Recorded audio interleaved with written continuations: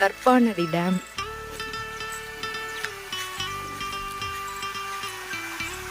Tenkasi.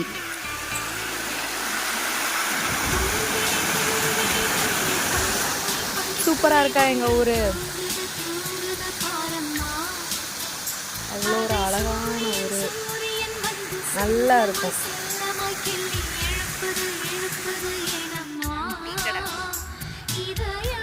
Tea குடிப்பாங்க.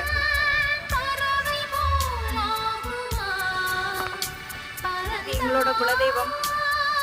சாமி கும்பிட்டாச்சு, கிளம்பி போய்கிட்டே இருக்கோம்.